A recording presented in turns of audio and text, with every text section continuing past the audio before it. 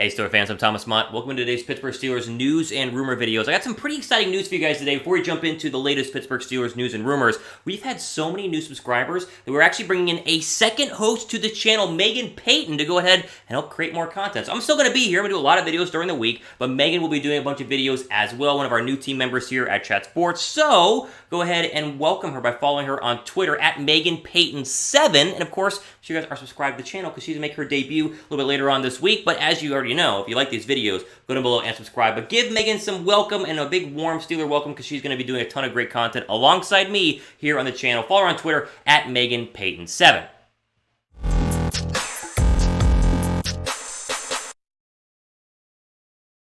All right, Steelers fans, of course, it's game week, right? We have to start the show by saying it's actually game week. Meaningful Pittsburgh Steelers football coming up in just a couple days as they take on the Buffalo Bills. Quick look at the over-under in the line right now. Buffalo's 6.5-point favorites. I know they're at home.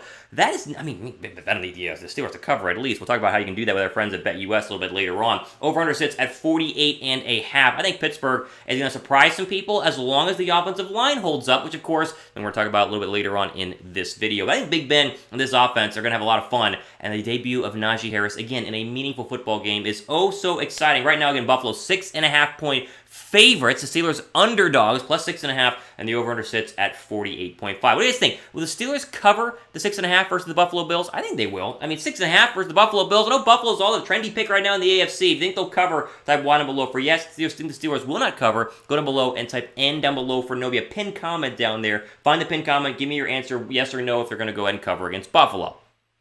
All right, the big news of the day, in my opinion, here on a Monday, of course, is the TJ Watt situation. Over the weekend, there were reports that he might sit out week 1 if Watt does not get the new deal that we've talked a ton about here on the channel, right? TJ Watt wants to be one of the highest paid, if not the highest paid pass rushers in the NFL. He does not want to play on his remaining $10.1 million of his rookie contract, and there were reports that he, again, could sit out week 1 if the deal is not finished. There were people worried that he was still not going to report to practice today, although according to everything I have seen is that he is expected to be at practice there, again, a little bit later on today in the Steel City. According by the time I'm filming this video early here on a Monday morning, practice has not started yet, so maybe by the time this video is over, there's a new report saying he didn't show up, but everything that I read said he was going to be there, and that is good news because, again, there are still major concern that he might not suit up week 1 because he's waiting for a brand new mega contract. ESPN's Jeremy Fowler has a really good write-up on this and had it over the weekend. We want to begin the show with that quote, throw it up on the screen. Quote, Watt has not been practicing in full with his team all preseason. This has been hard on Watt. I'm told because he's a football guy all the way, the man is frustrated. He wants to be out there, but he knows the business, and he's going to need to be the highest paid defensive player in the NFL, or at least around there. The Steelers know this. They're optimistic that something will get done here in short order, but because the money involved, it's been a complicated deal.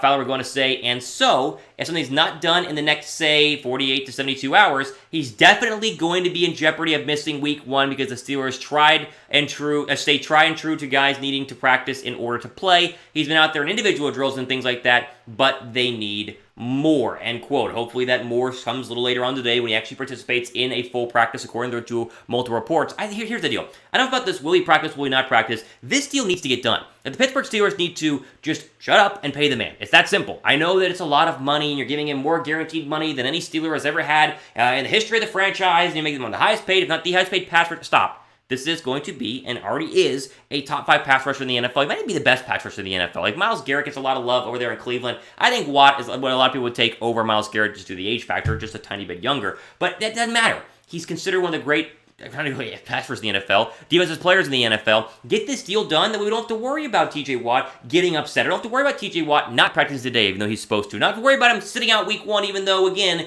he should be out there against the Buffalo Bills. It's just dumb it's taking this long. I know a lot of money is involved, but they need to pay the man and get this man paid ASAP, in my opinion. Drop a like down below if you guys agree. Like, if you're tired of all this BS, give this video a thumbs up if you think they need to just pay TJ Watt. I'm hoping a deal gets done, like Fowler said, in the next 48 to 72 hours. Again, right now, no deal is imminent, but the hope is that a deal is going to go ahead and get done. Drop a like if you guys agree that this needs to be, as soon as possible. Just pay the darn man.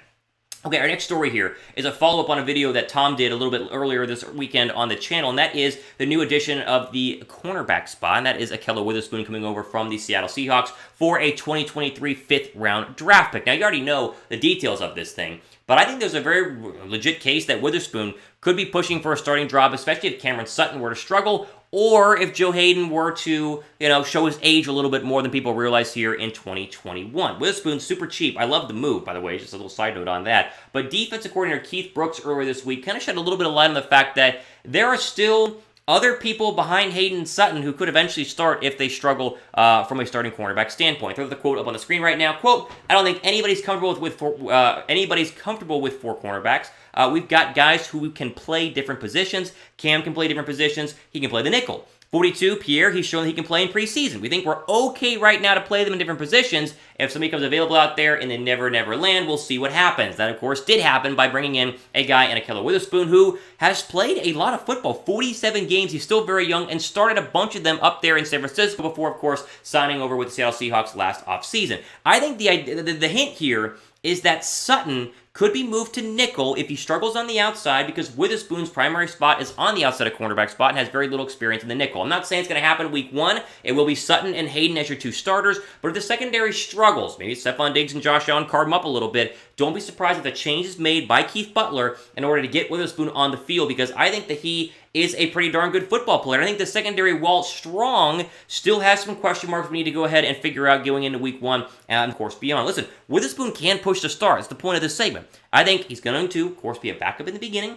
Got to learn the playbook coming over, a week before the first NFL game. It takes a little bit of time to get, involved in a new Keith Butler defense. But once we get into week 4, week 5, or week 6, if Sutton struggles, not saying he will, because it'd be, Sutton's a great player, Thomas, what are you doing? No. If he were to struggle, then maybe, just maybe, you could see him move into the nickel and then go ahead and move Witherspoon outside opposite of Joe Hayden. Plus, it's a good future move, too, because Hayden, he wants a new contract. He wants to retire in Pittsburgh. We talked about that, but there's no guarantee that he will. And so, obviously, a good future move here, even though he's not signed on a long-term deal. I like the trade. I think the trade was very cheap. It was a nice, solid move and a good depth, if anything. If Sutton plays great this year, if anything, you have a little more extra depth at the cornerback spot, and that is not a bad thing at all. Grade the current Steelers cornerback room as it currently stands. What's your grade on the Steelers cornerback room from an A, B, C, D, or F? With the Witherspoon edition, give me your grade on that down below right now in the comment section. I'm sitting at like a B-. I think if Sutton plays well, then maybe a B+. I want your grade, though, on the Steelers cornerback room in the comment section.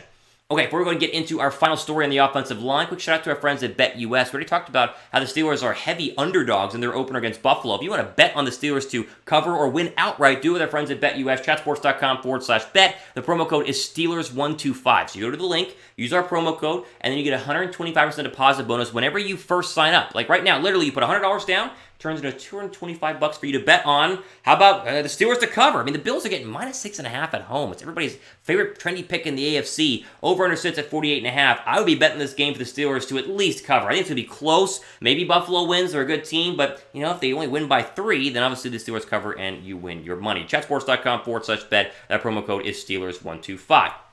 Okay, final quick story here along the offensive line. We mentioned it earlier in the opener. Of course, the Steelers' offensive line needs to play well for the Steelers to go very far, and that is a sentiment echoed by the rookie tackle Dan Moore, who's supposed to start this weekend. He was quoted saying, we'll read for you in a second, that the Steelers' offensive line will take the team as far as they can. Like, the team will only go as far as the O-line, even though in most of the power rankings going into this year, the Steelers' offensive line has been ranked towards the bottom, with some, even Pro Football Focus, having it as like the second worst in the National Football League. All those in-house promotions after all the veterans left into Castro and Pouncey retiring has left it with a very, I would think, flimsy offensive line, but hopefully an offensive line that grows and builds together, led by, again, all the young guys who are currently on this team. Here was left tackle Dan Moore Jr., again, when asked about the offensive line just the other day, quote, 100%. As far as I'm concerned, this team is going to go as far as the offensive line goes, at least on offense. We put pressure on our backs. That's why it should be. That's the way it should be. Keep our quarterback clean. Keep our running backs getting yards. I don't think they're going to be that bad. Now, Buffalo's a good defense, good defensive line.